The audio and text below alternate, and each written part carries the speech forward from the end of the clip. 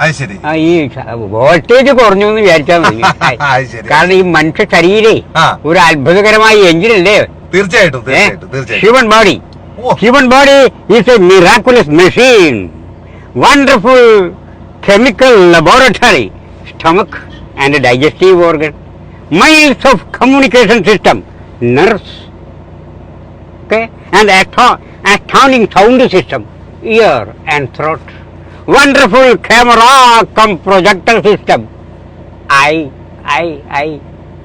unparalleled computer with the infinite capacity, brain, non-stop pumping set, heart and lungs, both are pumping, okay, and restless refinery system, liver and kidney.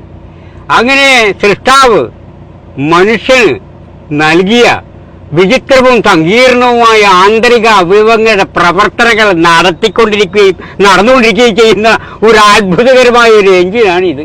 ഈ engine പ്രായത്തിന്റെ ആധിക്യമാകുമ്പോൾ ലേശം അതിൻ്റെ പ്രവർത്തനമൊക്കെ ഒന്ന് കുറയും. പക്ഷെ ഒരു കാര്യം മനുഷ്യൻ ചിന്തിക്കേണ്ടതായിട്ടുണ്ട്. പ്രായം എന്ന് പറയുന്ന അവസ്ഥ എല്ലാ ആളുകൾക്കും ഉണ്ട്. ഇന്നലകളുടെ സായാഹ്നസന്ധ്യകളിൽ നിദ്രയില്ലാത്ത രാത്രികളും വിശ്രമമില്ലാത്ത പകലുകളും മക്കൾക്കായി ഹോമിച്ച് മക്കളെ മെച്ചപ്പെട്ട ഭൗതിക സാഹചര്യത്തിലേക്ക് എത്തിച്ചു കഴിഞ്ഞാൽ മാതാപിതാക്കളെ വൃദ്ധസദനത്തിലേക്ക് എത്തിച്ചുകൊണ്ടിരിക്കുന്ന ഒരു സാംസ്കാരിക ചുതിയിലാണ് ഇന്നത്തെ അത്യന്താധുനിക സമൂഹം.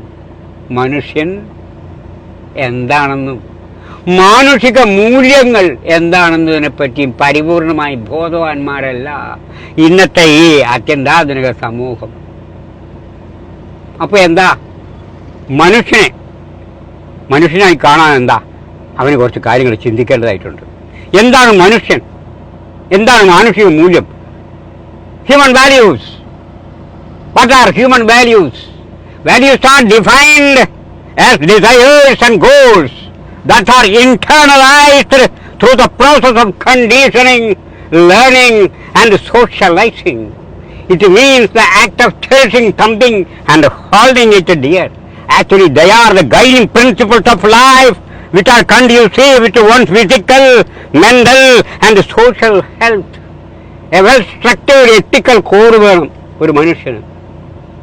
അവിടെ മാനുഷിക മൂല്യങ്ങൾക്ക് ഇതൊക്കെ ആവശ്യമാണ്, അനിവാര്യമായ ഘടകങ്ങളാണ്. Human values, a well-structured ethical code, moral commitment, spiritual conduct, social accountability, upward mobility of ideals and sense of belongingness, righteous conduct in the physical level, truth in the intellectual arena, peace on the emotional plane. ഇതൊക്കെ നമ്മൾ മനുഷ്യന് മാനുഷികമായ മൂല്യങ്ങളെ മുറുകെ പിടിക്കണം. അവൻ ഇതൊക്കെ അനിവാര്യമായ ചില ഘടകങ്ങളാണ്. ഇതൊക്കെയാണ് ജീവിതം. ഇതൊക്കെ ആയാലേ ജീവിതമാവുന്നുള്ളൂ. അപ്പം ജീവിതത്തിനെ പറ്റി കൂടി നമ്മൾ ചിന്തിക്കണം.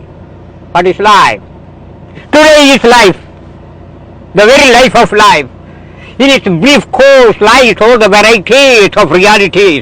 It is green everywhere. Yesterday is history. Tomorrow is mystery. But today is life. Life is an unnecessary disturbance.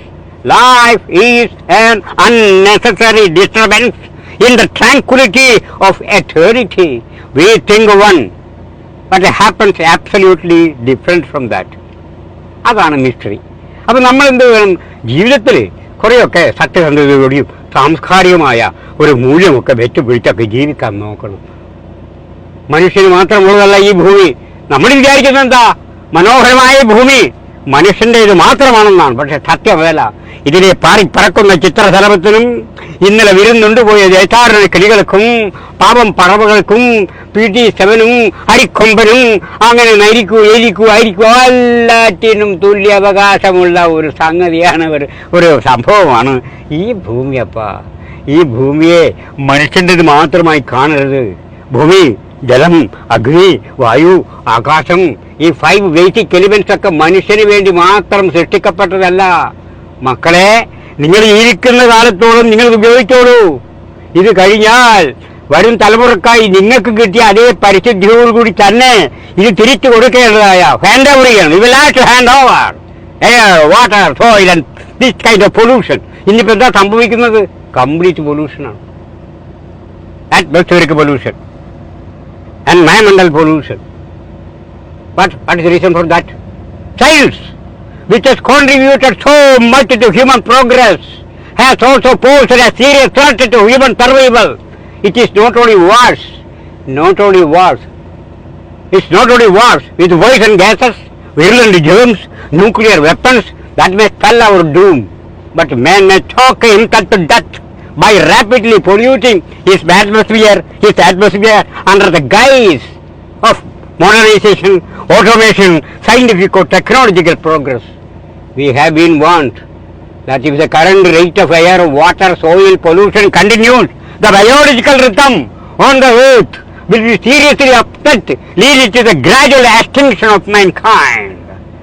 So environmental scientists, enlightened statesmen all over the world are today seriously concerned over man's misuse and abuse of nature and his deliberate fouling of the atmosphere. അപ്പം നമ്മൾ മനുഷ്യരാണ്, സ്നേഹത്തോടുകൂടി കഴിയുക. അപ്പോൾ ഈ പ്രത്യേകിച്ച് ഇപ്പോഴത്തെ ടൈമാണെങ്കിൽ എന്താണ് റംസാന്റെ കാലഘട്ടമാണ്. അപ്പൊ പ്രാർത്ഥനയുടെ ടൈമാണ്. മനുഷ്യൻ ഏറെക്കുറെ ചിന്തിക്കേണ്ടതായ സമയമാണ്. അപ്പൊ ഇതിന് ഒരു സൃഷ്ടാവിന് എന്താ ഒരു കാര്യം ഞാൻ തുറന്ന് പറയുന്നു. ഗോഡ് എന്തോ ഒരു പവറാണപ്പാ. അത് ഇന്ന ശക്തിയാണെന്നൊന്നും നമ്മൾക്ക് പറയാൻ പറ്റില്ല. There is a cosmic power in the world which governs the microcosm and macrocosm. ഈ അഖിലാണ്ടത്തെയും ബ്രഹ്മാണ്ടത്തെയും നിയന്ത്രിക്കുന്ന ഒരു ശക്തിയുണ്ട്. അതാണ് കോസ്മിക് പവർ. അപ്പൊ നമുക്കൊക്കെ ഉണ്ട് ഒരു കോസ്മിക് സോള്. അപ്പൊ ഈ കോസ്മിക് സോളിനെ നിയന്ത്രിക്കുന്ന ഒരു പവറാണ് കോസ്മിക് പവർ. അതാണ് ഗോഡ്. എന്താണ് ഗോഡ്? ഗോഡിന്റെ സ്പെല്ലിംഗ് ഒന്ന് ചിന്തിച്ചു നോക്കൂ. GOD, God. ജി എന്താണ്? ജി ഫോർ ജനറേറ്റർ, സൃഷ്ടാവ്, ഉണ്ടാക്കുന്ന ആള്. ജനറേറ്റീവ് പവറൊക്കെ കേട്ടില്ലേ?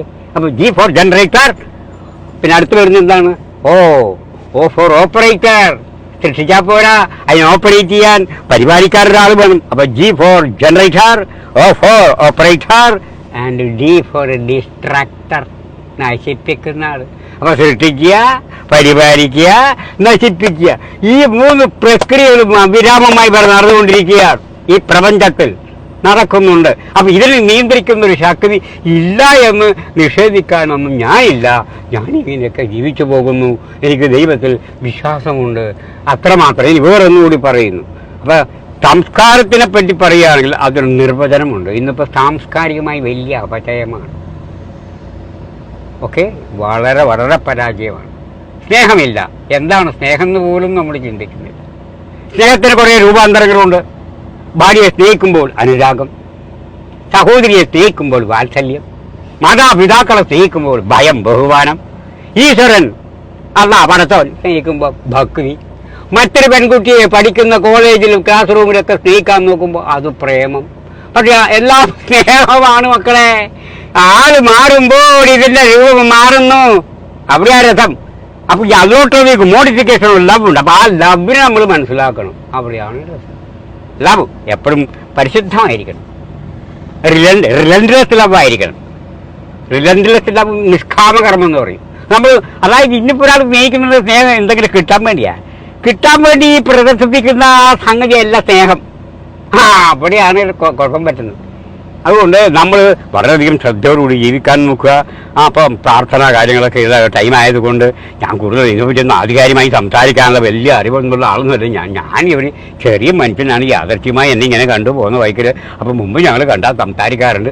ഇപ്പം കണ്ടപ്പോഴും ഇങ്ങനെ സംസാരിക്കാൻ പിടിക്ക് തോന്നി എന്നെ വിളിച്ചു. അങ്ങനെയൊക്കെ സംസാരിക്കുന്നു. അത്രമാത്രം എന്തെങ്കിലും തെറ്റുക മറ്റോ എന്തെങ്കിലും സംഭവിച്ചിട്ടുണ്ടെങ്കിൽ എന്നോട് ക്ഷമിക്കുക. കാലം വളരെ മോശമാണ്. അപ്പോൾ മനുഷ്യനെ നയിക്കുന്നത് അടിസ്ഥാന പ്രേരണകളാണ്. മനുഷ്യന്റെ ജന്മവാസനകൾ രതിയും മൃതിയുമാണ്. രതി സഹകരണത്തിൻ്റെതാണ്, മൃതി വിനാശത്തിൻ്റെതാണ്.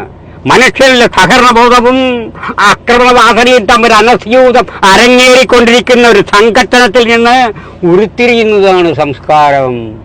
ആ സംസ്കാരം പാടെ നശിച്ചു പോകുന്ന ഒരവസ്ഥയിലേക്ക് നിർഭാഗ്യകരമായി നമ്മൾ ചെന്ന് എത്തുകയാണോ എന്ന് സംശയിച്ചു പോകുന്നതിൽ തെറ്റുണ്ടോ എന്ന് എനിക്കറിയില്ല. ഇത്രയും പറഞ്ഞുകൊണ്ട് എൻ്റെ ഈ അവശേഷിച്ച ആരോഗ്യമായി ഞാൻ സംസാരിച്ച കാര്യങ്ങൾ നിങ്ങൾ ക്ഷമിക്കണം, പൊറുക്കണം. That's all. ഓക്കെ. അപ്പൊ അമുദാസൻ ചേട്ടൻ നമുക്ക് ഒരു മിനിറ്റ്, ഞാൻ വീടിലേക്ക് കൊണ്ടുവന്നാക്കണോ? അങ്ങോട്ട് വീട് കുഴപ്പമില്ല. അപ്പൊ ഞാൻ ഇവിടുന്ന് ബസ്സിന് പോയിക്കോളാം. ബസ് സ്റ്റോപ്പിലാക്കി തന്നാ മതി. ബസ് സ്റ്റോപ്പിലാക്കി കൊണ്ടുവന്നാക്കണ്ട. ബസ് സ്റ്റോപ്പിലാക്കി. നോമ്പായതിന്റെ പേരിൽ ചായ കുടിക്കാന്ന് ഞാൻ പറയുന്നില്ല, കാരണം എനിക്ക് നോമ്പാണ്. Okay okay okay. ഏതായാലും അപ്പൊ കൊണ്ടുവന്നാക്കണ്ട, ബസ് സ്റ്റോപ്പിലേക്ക് ആക്കി. Okay okay, thank you very much. Okay okay, അത് ഞാൻ ബസ് സ്റ്റോപ്പിലേക്ക് കൊണ്ടുവന്നാക്കാം. ഓക്കെ ഓക്കെ, ശരി. ഓക്കെ, ശരി ശരി, ഓക്കെ.